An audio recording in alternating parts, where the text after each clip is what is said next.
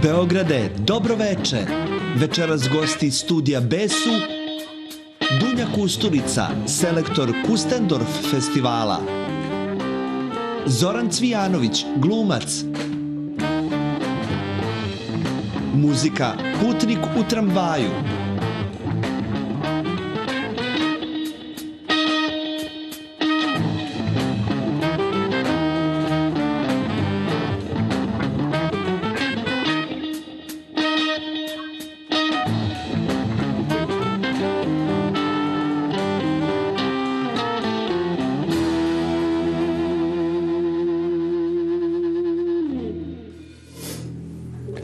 Beograde, dobroveče.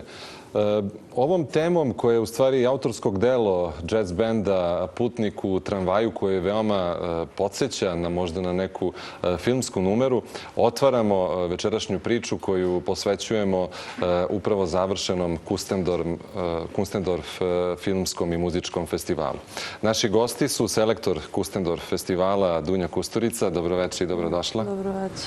I Zoran Cvijanović, glumac, ali i redovni posetilac, je li tako, Kustendorf festivala. Bio si do sada na svih 8, je li tako, Zoran? Jesam, imao sam tu sreću, da. A ja moram da kažem da sam imao sreću da te sretnem prvog dana kada sam dolazio na festival i da si mi rekao, svi moji prijatelji me pitaju, pa kako je to, opiši nam. Ti si samo rekao, ljudi, morate da dođete i da vidite. Nemoguće je to opisati. I bio si u pravu. Da, nije jednostavno. Jer je ta suma utisaka u stvari koja se stvara iz dana u dan u tom jednom programu koji je... Ili šuma utisaka. Pa tako je, da.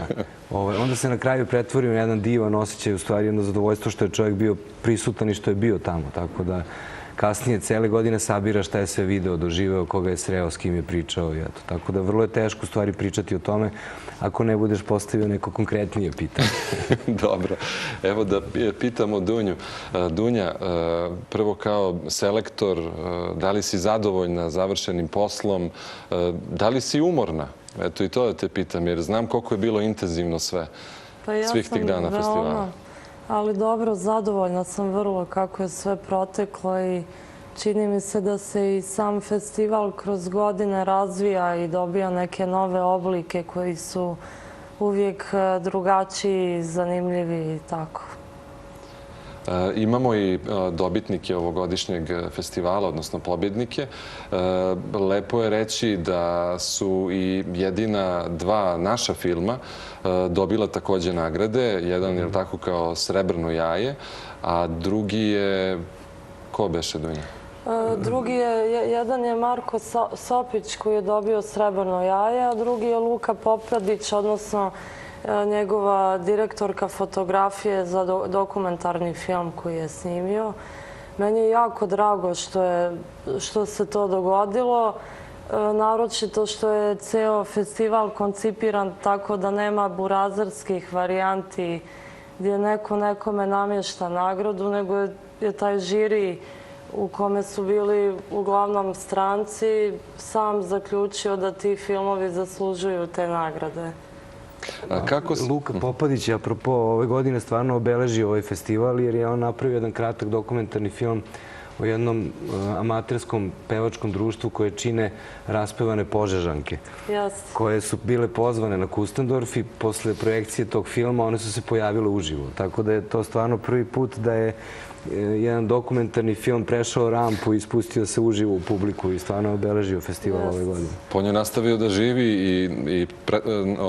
i narednih dana, je li tako? One su se sporadično javljale u nekim drugim dešavanjima. Da li je to druženje u nekom klubu ili napolju, one su dobijale inspiraciju i da zapevaju. Dunja, čime si se rukovodila kao selektor festivala? Kako činiš uopšte taj izbor filmova?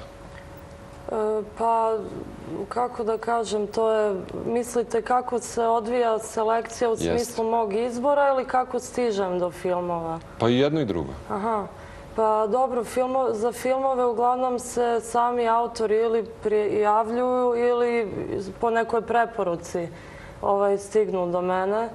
A što se selekcije tiče, Pa to, kako da kažem, nije to baš, ne može tako jasno da se odredi zapravo. Prvo zato što je ukus nešto što varira od čovjeka do čovjeka. Drugo, možda postoje neke teme koje me u ovom trenutku više zanimaju ili smatram da su prikladnije festivalu pa po tome, ali ja mislim da je svaki film bio dobar u nekom segmentu. Bilo to pitanje fotografije, glume, teme kojim se bavi. Naravno, jako je teško naći djelo koje je u potpunosti dobro, ali ja mislim da treba uzeti to jedno parče koje valja, pa nekako i to ocijeniti. Da, treba reći da su to kratki filmovi, je li tako, do pola sata, otprilike, je li tako? Da su to mladi autori, neki su se već i ostvarili, dakle nisu svi studenti, već su imali neka dela, dakle i to nije neki limit koji ograničava. Pa nije, zato što ja mislim da za svakog tog autora razvoj teče drugačije. Neko će mlađi napraviti zreliji film, neko tek kasnije, ali opet ono što je tu njima zajedničko je činjenica da postoji neki kvalitet koji se ogleda u određenoj stvari, u određenom aspektu i koji treba podržati, eto. Kada kažeš nema burazerskih varijanti, da li je pobedio tvoj omiljeni film? Pa ja ne bih baš da se izjašnjavam u tom smislu, ali bih htjela da napomenem to da je žiri opet cijenio filmove za koje se vidjelo da nisu imali jaku produkcijsku podršku. Dakle, oni su smatrali da to što neko dolazi iz zemlje gdje će imati veće mogućnosti da finansira svoj film ne treba automatski da bude više cijenjen od drugog koji nema te mogućnosti. Evo, kad smo i kod tih mogućnosti, sad gledalci mogu da vide kako izgleda iz vazduha Mećavnik i Drvengrad. Kada sam sa velikom ljubavlju i opisivao svojim prijateljima i kolegama šta se u stvari tamo dešava, jer sam ja dobio isto takva pitanja kao i ti, Zorane, pitali su me, pa dobro, to može i običan svet da dođe da učestvuje u tome. Evo, Dunja, kaži nam, dakle, da li je festival otvoren i za obične posetioce i ono što je važno također, da li se naplaćuje? Apsolutno ne, dakle, ne naplaćuje se i to je ono što opet čini možda i draž tog festivala u smislu da ga ne čini kao nekom komercijalnom tvorevinom iz koje treba profitirati, nego naprotiv, tako kao otvaranje publici bilo kojoj i to je veoma važan aspekt tog festivala. Zoran, evo kad smo pričali sada pred ulazkom u studio, kažeš da mnogi dele tu impresiju da se osjećaju veoma prijatno tu. A ti smatraš da je jedan od razloga upravo to što nema taj komercijalni aspekt, jer vas ni sa jedne strane ne zasipa neka reklama ili billboard ili ne znam, televizijski ekran koji vam šalje te poruke kupi. Niko se ne bori za vašu pažnju da je otme. Naprotiv, čine sve što mogu da se vi osjećate prijatno. U stvari, čovjek kad dođe na Mećavnik generalno i pre festivala i tokom festivala nema nikakvog napada, kažem, na njegovu pažnju i on ne radi ništa nesvesno. Naprotiv, dobio je odjednom neki višak energije koji se onda pretvara u neku dalju prijatnost. Ali ovaj festival sam po sebi je karakterističan između ostaloga, pre svega zahvaljujući Emiru i njegovoj borbi dugogodišnjoj, životnoj na tu temu, a to je da nema brendova i nema sponzora. S druge strane, svakako da zahvalnost postoji i prema Ministarstvu kulture koje te napore prepoznaje, pa onda daje neku podršku i pomoć da se to i ostvari. Inače, to danas vrlo teško da bez tog komercijalnog aspekta uspeš da napraviš jednu ovakvu priredbu. Ali eto, zahvaljujući Emiru i Dunji, to tako ide. Baš bi bilo zanimljivo, Zorane, da nam kažeš, pošto si bio i na prvom, evo sada i na ovom 8. Kustendorf festivalu, kako se taj tvoj doživljaj sada razvija? Da li si ti koeficijenti tih doživljaja, radosti, blaženstva talože, pa ti je svaki put sve lepše ili je možda drugačije nešto? Meni je ovo sad postao neka vrsta glavnog događaja tokom godine, neka vrsta hodočašća, jer ne znam, jako bi bio nesrećan kad bi nešto propustio, jer znam da prosto ne može niko to da ti nadoknadi, što bi rekli ovi sportski treneri, ne možeš dospavati neprospavanu noć. Otprilike to bi tako za mene izgledalo kad ne bi otišao na Kustendorf.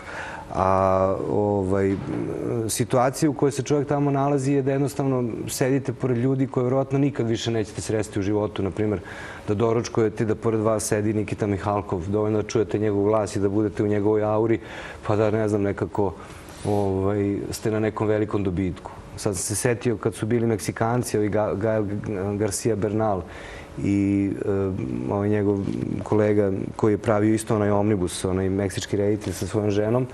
Oni su imali peh da su došli bez zimske garderobe jer im je prtljak bio izgubljen.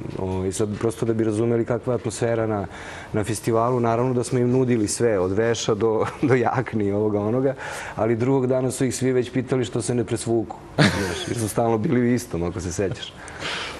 I mislim da su oni nekako bili najsrećniji, vodili smo ih na planinu gore, da vide to je njima kao Meksikancima na neki način vrlo čudno mnogo značilo.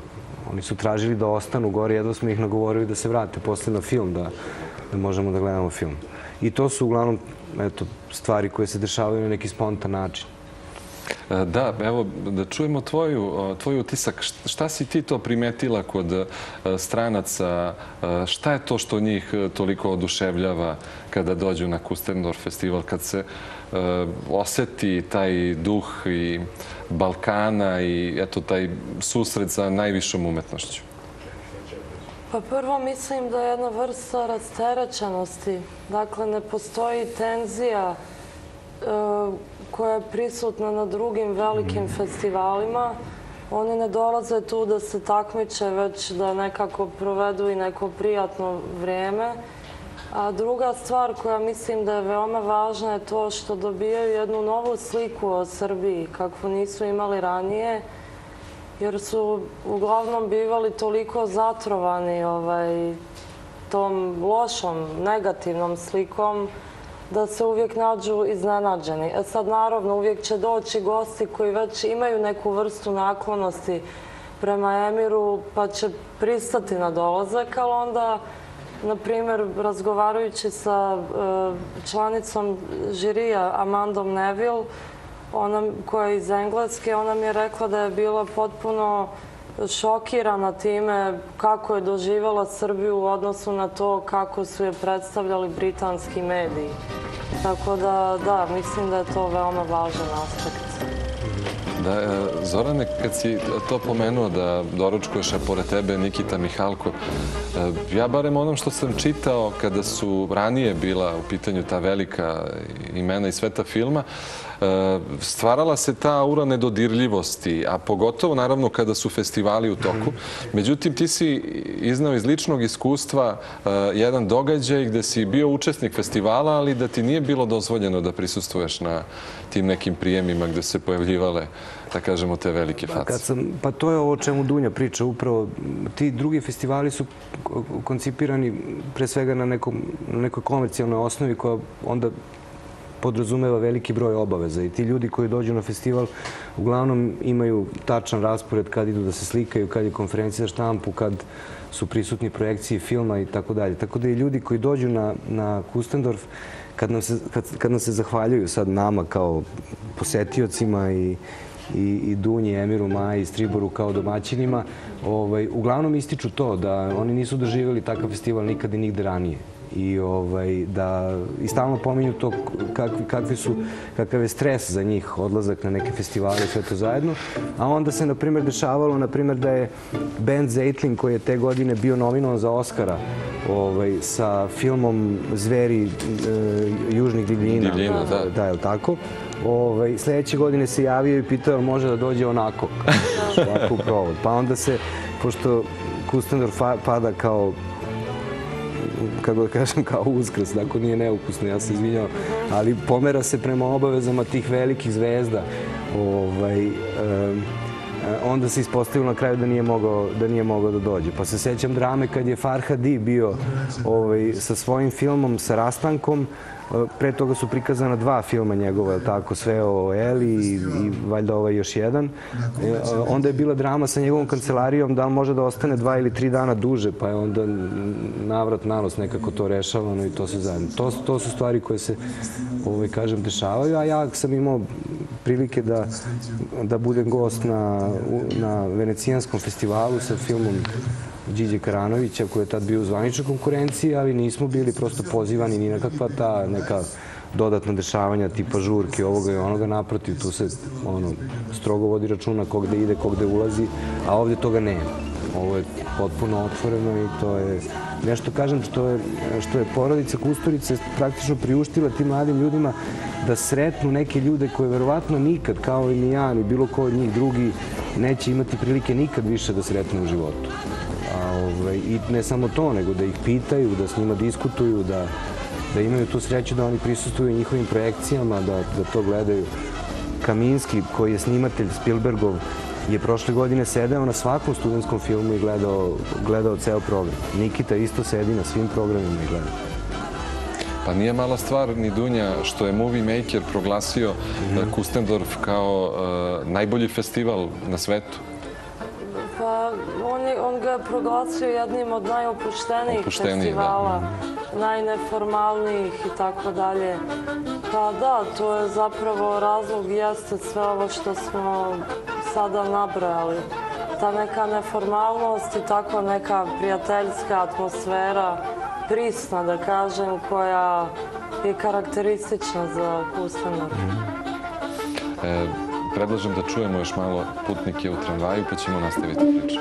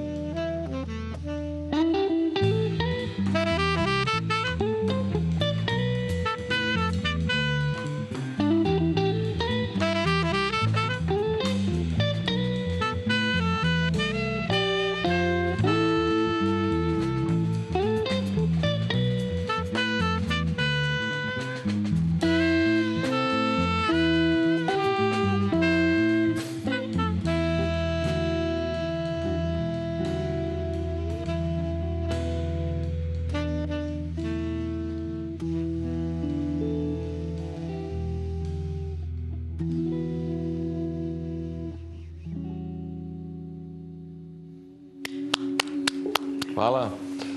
Evo nastavljamo razgovor sa Dunjom i sa Zoranom. Dunja, čitav festival je nosio naslov Stop this train. Zaustavite ovaj voz. Naravno, kroz prepoznatljivu simboliku vraćanje na prvi film, je li tako, braće Limijera, koji je opisivao taj ulazak voza u stanicu. Međutim, taj voz je krenuo u pogrešnom pravcu i trebalo bi ga zaustaviti i vratiti na pravi kolosek. Je li tako? Pa jeste, da. To jeste ideja da je film, mislim, kinematografija uopšte kao umjetnost, generalno, kao što kažete, otišla u jedan komercijalni smjer koji je napravio pravu invaziju, onako. I da, to jeste ideja koliko može da se prezentuje ono što je ostalo od umjetničkog, autorskog filma tu. Međutim, da bi ipak živeo jedan takav film, neophodno je, baš kako smo mogli da čujemo na jednoj od radionica Emir Kusturica i Claude Ossar, da dođe do te sinergije između producenata i filmskih autora kojima treba dati slobodu. Ali zašto je to teško? Zašto ima tako malo producenata koji žele da finansiraju te stvari? Pa zato što više niko neće da ulaže u stvari iz kojih neće biti profita.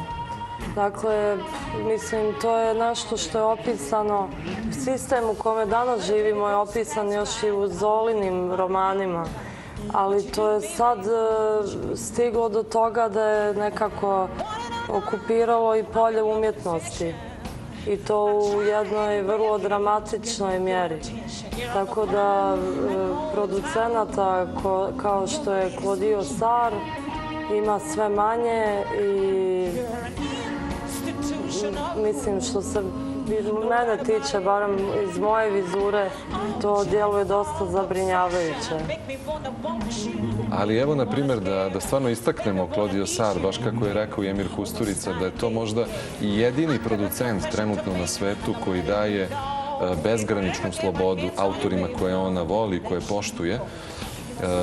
Podsjetimo samo koja je ona remek dela sve finansirala, od Emirovih filmova do Betty Blue, pa Amélie Poulain, Delikatesna radnja, Arizona Dream, naravno, Emira Kusturice. Dakle, eto, postoji, ipak na neki način može da ostane u životu taj balans između produciranja i kvalitetnih stvari, a da... Pa ne znam, opet ona je deo jedne starije generacije, a ono što barem ja primjećujem među mlađima je to da se nekako manje ugledaju na to, a više na nešto što će biti u skladu sa sistemom u kome žive. Sad, vjerovatno će biti izuzetaka, ali za to još moramo da sačekamo da bi vidjeli gdje su i šta su. Da, možda je i ta publika polako izumire. Kako je još Fellini za života rekao, gledajući i moje probleme pred kraj svoje karijere, uopšte i da i on napravi film, on se ispovedio jednom svom prijatelju i rekao, moja sva publika je umrla. Pa nisam sigurna. Mislim da je to također pitanje i distribucije. Eto, meni je bilo interesantno kada odlazim u bioskop u Andrićgradu, gdje uvijek postoji kao jedan komercijalni film i drugi koji je autorski. Na primjer, u jednom trenutku je igralo, ne znam, neki blockbuster američki, a i Kaurismäki. Pa se uvijek zadesi da deo publike ode da pogleda Kaurismäkija, na primjer.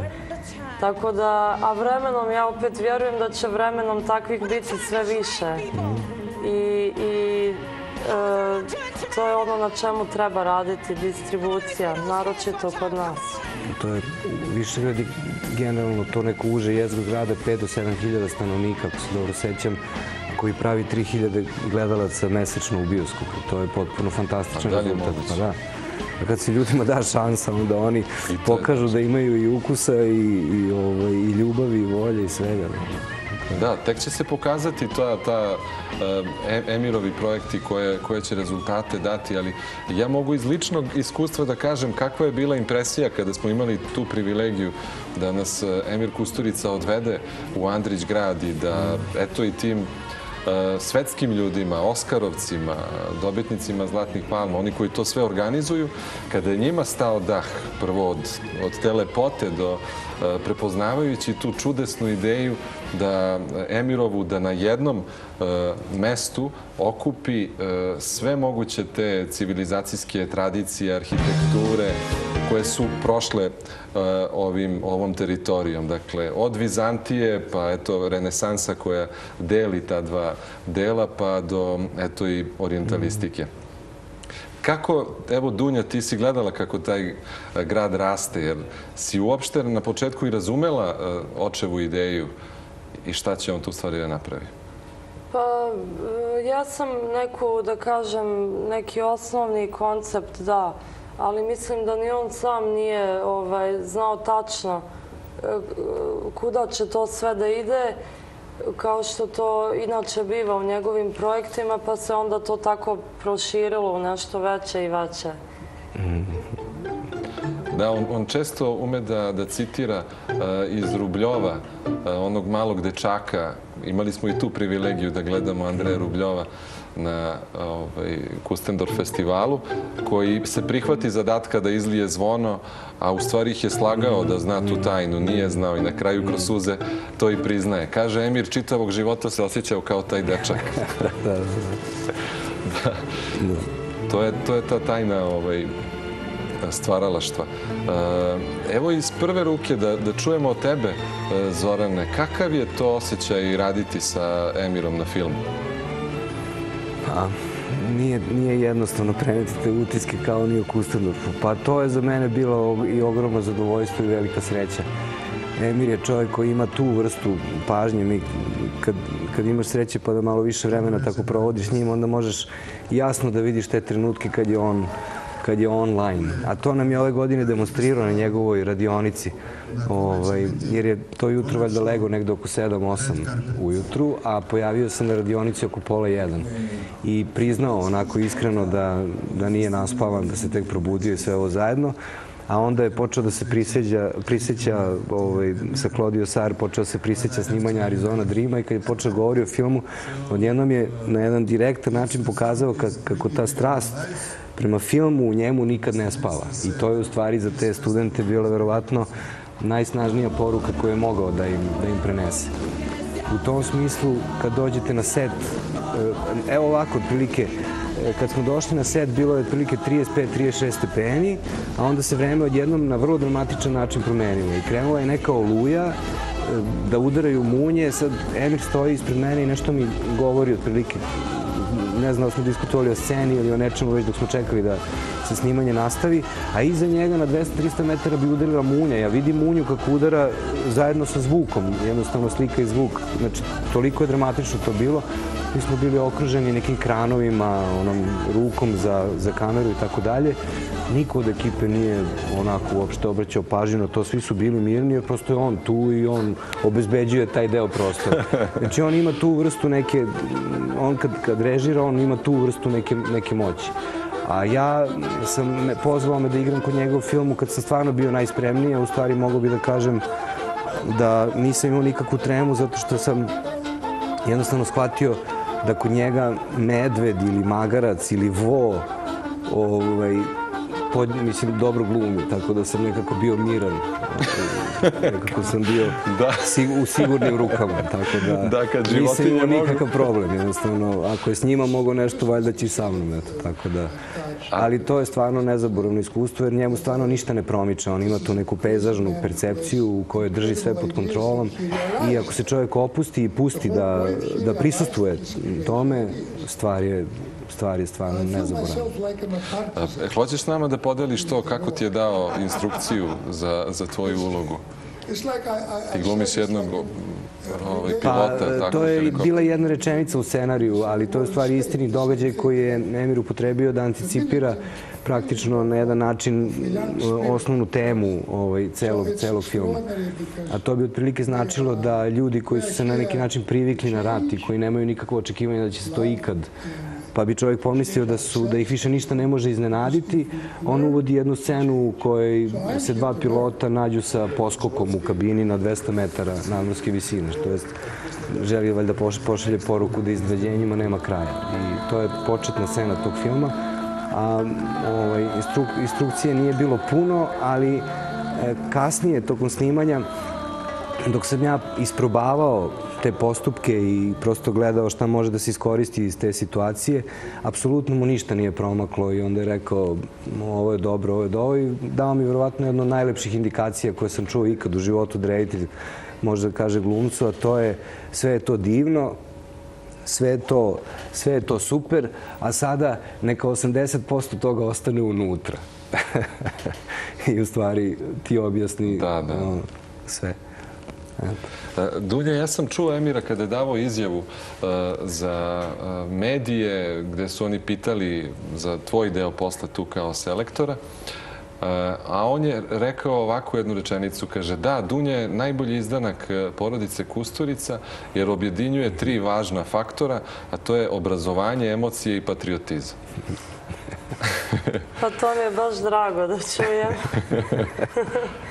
Hvala i njemu i vama što ste mi to sad saopštili. Nisi znala za to šta, kako je definisano? Pa nisam čula tu formulaciju, ali ona jeste vrlo tačna. Pa da, ja mislim da je veoma važna za svako ljudsko biće, tako da paralelno sa umom i racijom moramo da razvijamo i naš emotivni život.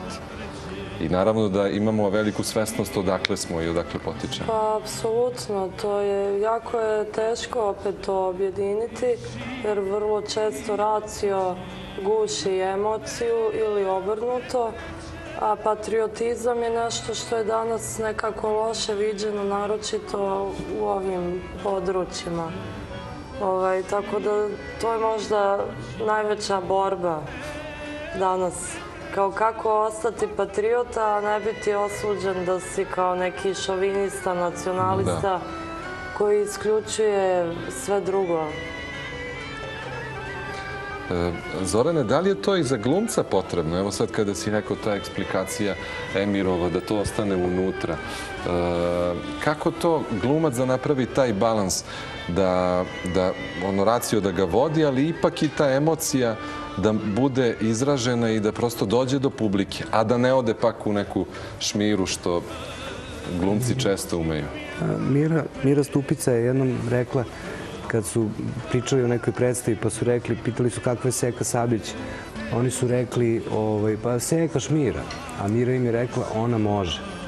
Jer Šmira je, mislim, kako kažem, posljednja faza neke dobre glume, ali ako se neko upusti pre toga u to, onda neće dobro proći. Ali ako me pitaš, pored Emira, to onda čovjek ima jedno potpuno, kako kažem, ogromno zadovoljstvo što može da bude siguran da on vidi sve.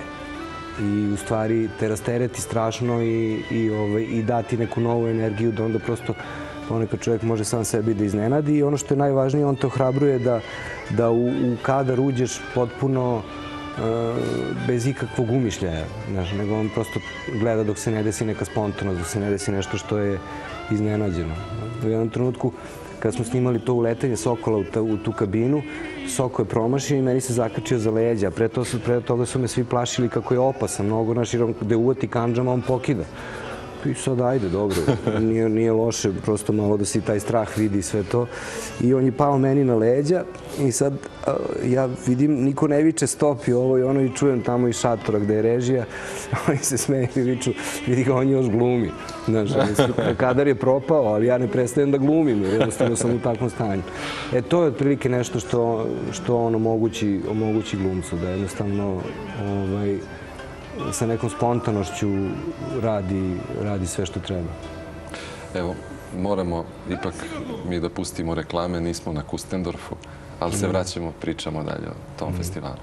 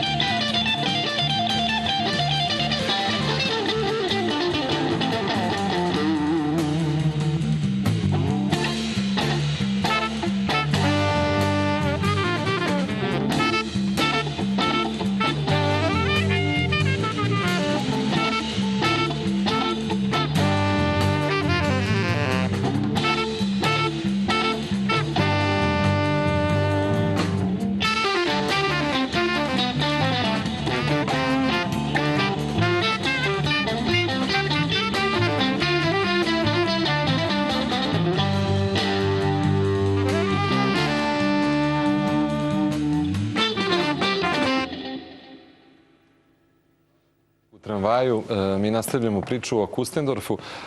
Dunja, u jednom intervjuu si rekla da, nažalost, naši autori često prihvataju taj zapadni model, odnosno trude se da kopiraju Hollywood, a kako si rekla, pred nosom imaju svu punoću balkanskog života. Da je to veliki promašaj, odnosno da je Kusturica upravo taj primer da je poštujući tu, odnosno prepoznavajući tu presnost balkanskog života, uspeo da je transponuje na film i doživeo u stvari svetski uspeh. Pa ja mislim da je možda tu stvar najbolje opisao jedan francuski pisac kada je govorio na temu kolonizacije. On je iz Tunisa inače, pa je kao govorio o Sjevernoj Africi, ali primjenjivo i za ovu zemlju. On kaže kako kolonizovana umjetnost se kreće između dvije tačke. Jedna je pretjerano podređivanje Evropi koje vodi do bezličnosti, a drugo je prejak neki agresivan povratak svojoj kulturi koji je estetski iluzoran. I to je ono što je problem sa našim filmom, po meni. Kako nekako pronaći jednu mjeru u tome ili eventualno uzeti nešto što može biti pouka iz tuđe kinematografije, a opet iskoristiti svoj folklor na neki kvalitetan način. Jel postoji neki autor za koga smatraš da je na tragu tog recepta? Pa eto, ti kratki filmovi koje ja izaberem za selekciju uglavnom izmiču tom šablonu koji je opisao taj francuski pisac. Pa se nadam da će jednom i napraviti neka djela koja će biti potpuno autentična. Mislim da je sada zgodno da citiramo Alfonsa Cuarona koji je bio na ovogodišnjem Kustendorf festivalu, koji je osvojio sa gravitacijom Oskara. Videvši Andrićgrad, on je rekao sljedeću rečenicu. Srećan je onaj ko shvati, naročito ako je pripadnik malog naroda, da kulturu ne gradi civilizacija, obrnuto je. Civilizaciju gradi kultura. Veličanstveno delo, jedinstveno dostignuće za divljenje svih. Eto, mislim, dobre teme oko toga šta je prvo kada treba staviti neku osnovu.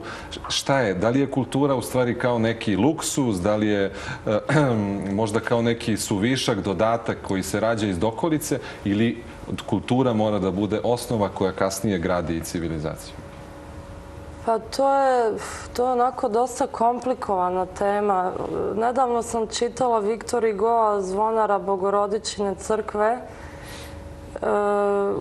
gdje opisuje dakle kako se gradi Notre Dame u jednom trenutku i kaže kako će štampa knjiga ubiti arhitekturu. Dakle, arhitekturu je ubila knjiga, a po meni je možda tehnološki napredak na neki čudan način ubio kulturu. Mislim, nije u potpunosti, naravno, ali ako postoji neki problem koji je vezan za to, mislim da je on više uslovljen time nego nečim drugim. Sad... Da, ali delo je malo paradoksalno. Postoji ono mišljenje jednog naučnika koji je rekao, kaže, što civilizacija bude na višem nivou, to će kultura biti na nižem. A delo je da ono što napredujemo više, tako civilizacijski, da bi trebalo da imamo bolje uslove i za kulturu. Pa da, ali o tome smo baš malo prepričali. Kada gledate neke filmove, recimo iz selekcije ovogodišnje, koji su iz centralne ili zapadne Evrope, vidjet ćete da se ti likovi strašno dosađuju i da su usamljeni i da su postali ateisti iz nekog komfora. Tako da možda je taj napredak na neki način doveo do jedne tačke u kojoj se zanemaruje sve osim trenutnog komfora. Na primjer. Šta ti misliš? Obrni, okreni, kultura je način života. Jednog dana ovo će da se zove kultura ne znam kog vremena, kao što kažemo, ne znam, kultura Lepenskog vira ili nekog drugog, ne znam, nalazišta iz nekog drugog istorijskog perioda. I to je ono što ljude zbunjuje, zato što je to situacija u kojoj čovjek ili ljudska svest na dva mesta odjednom. Znači, kultura je nešto što se desilo i što je ostalo iza nas, što podrazumeva način kako smo živjeli i sve što smo stvorili, ali s druge strane, to je pogled sa posljednjeg vagona voza. I to je nešto što prolazi i odlazi. A ovo o čemu Dunja priča je neko uputstvo da se ipak obrati pažnja na onoga ko vozi, taj vozi gde. Ne bi li se onda, kako da kažem, ta kultura, eto, makar održala u životu. Obrni, okreni, kažem, opet ta dela koja ostaju iza ljudi ili kad, eto, pošto se i to razara, neka vrsta etike koju ljudi ostave iza sebe u životu, to je neka osnovni molekul kulture. U divnom filmu Razgovori s Bogom, i to je omnibus priča 9 autora o 8 religija i o ateizmu, Mirana Ir ima jednu simpatičnu priču gde onako kroz prizmu jednog dečaka i njegovih fantazmagorija, kako on doživljava svet odraslih, ali i svet tehnologije, vidimo kako taj višak, taj komfor je stvorio u jednoj prividno, možda možemo reći, idealnoj porodičnoj situaciji gde svi rođaci žele da žive na jednom mestu. Odjedanput kada treba se uzme jedan komforan stan koji je opet još uvek maketa, da kažemo, nije gotov, već su to sve obećanja nekog slatkog života, ali to je bilo dovoljno da dođe do podele u porodici. Pa, kažem, možemo... Divno je kad oni prilaze toj zgradi koja je nedovršena i to je nedovršen stan u kome oni sada prave raspored ko će gde da bude i gde će da bude soba posvećena Bogu, molitvi, ne znam, jednostavno, ali kad prilaze tome, ona kaže, mnogo je nervira to što i kad ideš u luksuznu zgradu u kojoj trebaš da živiš, prolaziš kroz siromašno predgrađe. I tako te uvodi u tu priču i onda gledamo odrasle koji mnogo vode računa o Bogu, a pritom rade sve, na kraju dovedu do toga da u stvari pokažu da su ateisti, jedino to dete to ozbiljno shvata i njemu se priviđaju. Prisustvo svih tih božanstava se njemu, kako da kažem, priviđa i on osjeća direktnu odgovornost prema njima. Duhovit film jako. Pa možemo li reći da mi onda obitavamo u jednoj atmosferi i kulturi koja je u stvari plodna za dobra dela? Nemamo baš taj suvišak, je li tako? Imamo bogatu tradiciju? Apsolutno, ali kao što sam malo prije spominjala, nekako je izvršen jedan psihološki pritisak u kome treba više da nas bude sramota toga odakle smo i šta smo, umjesto da to iskoristimo na neki pravi način. Jeste imala neprijatna iskustva to, baš kada si u susretu sa strancima koji su možda te gledali tim očima kao, ne daj Bože, niže vrednom ili upravo kroz tu propagandu koja je 90-ih bila veoma izražena? Imala sam problema u školi u Francuskoj i to često više od profesora nego od nekih klinaca koji o tome nisu znali ništa. Koji su nekako tako bili izrazito antisrpski nastrojeni, ako čak nisu ni bili dovoljno informisani na tu temu i o ratu u Jugoslaviji i tako dalje. Dakle, upravo oni ljudi koji opisuju Gavrila Principa kao teroristu bez ikakvog uvida o tome šta stoji iza te cijele priče. Dunja, evo sad imamo priliku da vidimo i to da ne propustimo, da Kustendorf nije samo filmski, već i muzički festival. Evo, da nabrojimo ko je možda sve nastupao ovih dana. Evo, gledamo sada Adama Stingu, je li tako? To je moldavski jedan band koji je sa Big Bandom Novosadskim. Oni su prvog dana svirali. Da. Jesu, oni su jedan izvrstan band iz Moldavije i sa njima je bio i harmonikaš koji se zove Petar Ralčev, apsolutni genije. Meni je bilo jako, jako drago što su došli jer ono što je nekako žalosno je da nismo upućeni u muziku tih zemalja koje su nam tako blizu, a nekako više znamo o nečemu drugom što je mnogo dalje od nas. To veče, izvini, posle koncerta imali smo to nekako stvarno i zadovoljstvo i privilegiju da su se muzičari okupili oko vas gore u Konaku i onda su nas svirali sa nekim takvim osjećanjem mere i na tako delikatan način, što bi mi rekli na uvce, ali to nije na uvce, to nije bio dert, nego stvarno neko čisto zadovoljstvo jer su svirali tačno za distancu na kojoj smo se mi, koji su se okupili oko njih, bili. I odsvirali su nam 5 pesama, nisu dali da se stvori, da se uđe u dert, ali to je bila neka vrsta kao posebne počasti, pre svega prema Emiru, koji ih je to zamolio posle koncerta. Jedan od najlepših začina čitavog festivala možda je upravo to što se ta energija stalno presipa sa filmskog platna na muzički program i onda dolazi do te kulminacije, do tih, da kažemo, apolonsko-dionizijskih večeri, gde Dunja često ume da završava i da rukovodi čitavom tom večeri. Pa jeste, to je kao neko sažimanje tog iskustva ili procesuiranje cijelog dana. Ja to više doživim kao, eto, vidjeli smo filmove, slušali smo muziku, pa nekako ajde sad sve te utiske da saberemo, a kako je uglavnom lijepa atmosfera i dinamična, onda se to razvije u tako neku dionizijsku žurku. Da, ali meni se čini da iza svega toga ipak, sad eto, kad bi sumirao kao posetilac 8 godina Kustendorfa, da iza toga postoji jedan pedagoški aspekt koji Emir sprovodi u skladu sa svojom prirodom. On jednostavno dovodi do zasićenja jednostavno tvoje biće utiscima koje ti servira programom, rasporedom i sve to zajedno. I u stvari na neki način te dovodi u situaciju da sam sebe iskušaš koja je tvoja osnovna strast. I neka poruka koju on formira za tih 7 dana je da ti mladi ljudi shvate da je za njih biti kući, a to su im ove godine govorili i Končalovski, i Cuaron, i Nikita, i Emir, da je za njih u stvari biti kući njihov posao. Da je za njih biti kući da prave filmove. I čini mi se da je posljedica, kažem, te velike količine događaja i utisaka i raspoloženja u stvari u svrhu toga da formiraju i učvrste to osjećanje.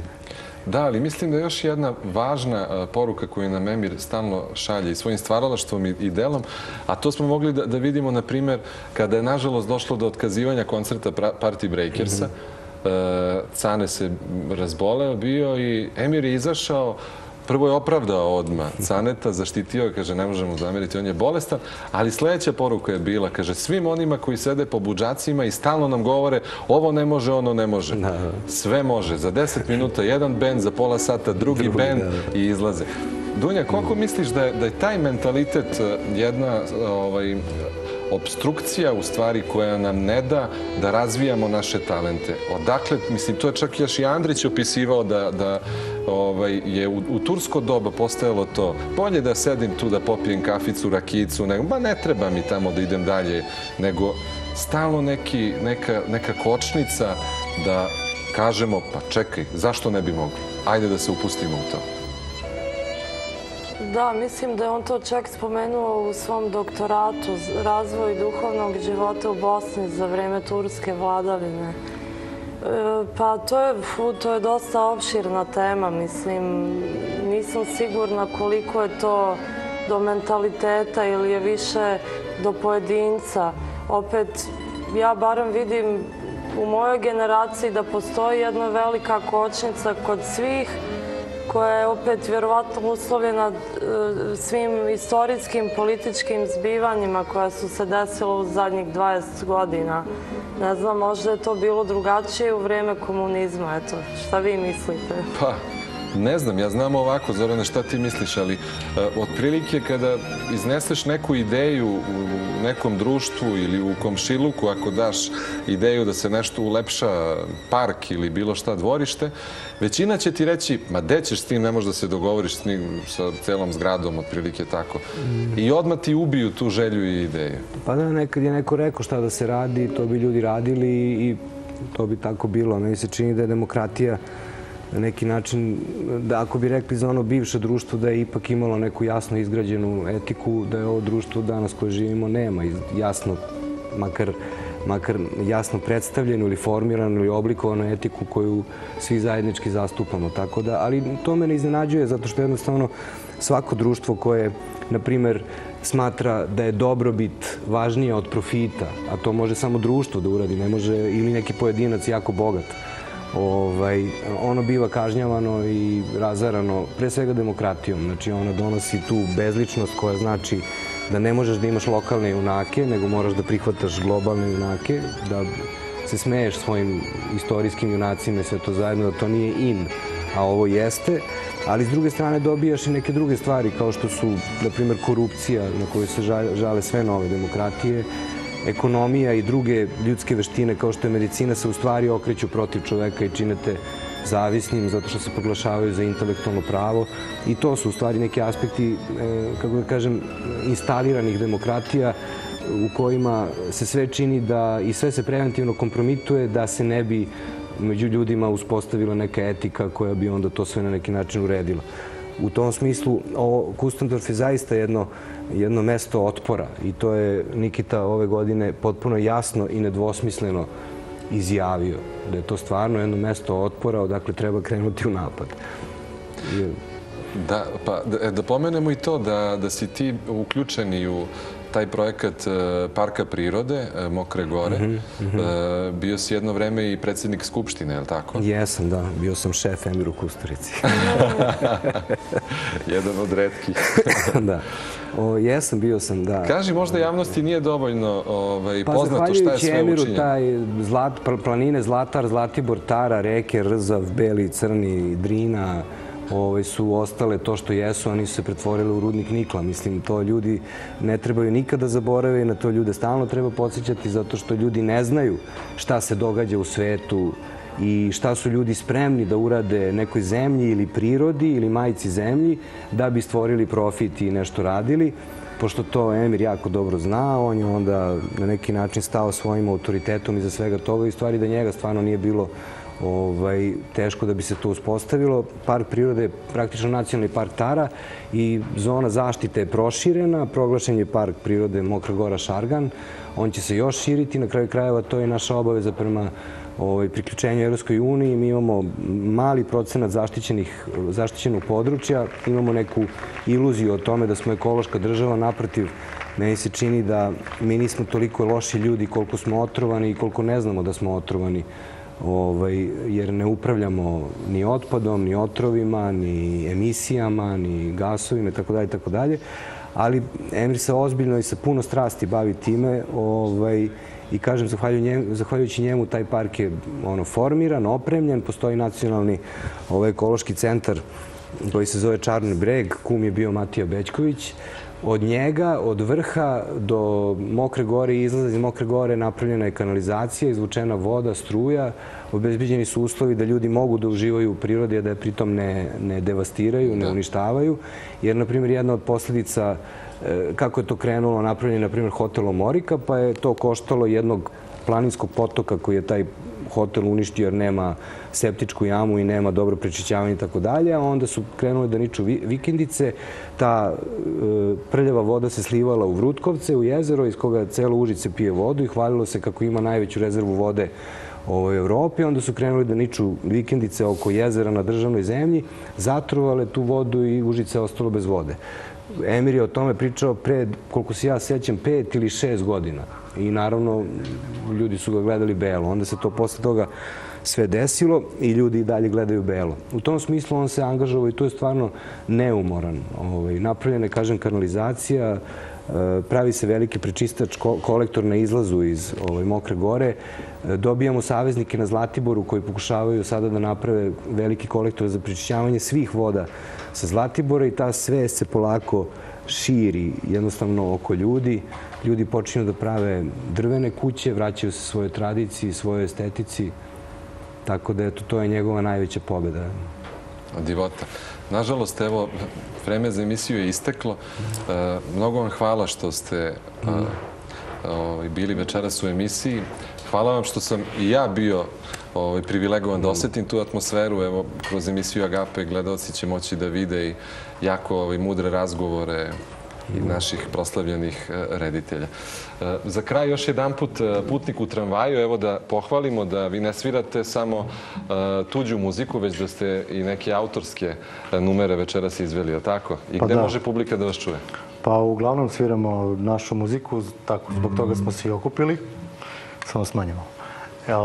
Mogu da nas čuju 14. februara u Akademiji 28 sviramo, tako da tu će čuti sve naše već uglavnom poznate hitove koje osviramo na našim koncertima i koje smo svirali evo sad i na ovoj televiziji. Hvala još jedan put, da čujemo to. A poštovani gledalci, hvala vama što ste bili sa nama i svako ko može barem jedan dan neka odvoji za festival Kustendorf.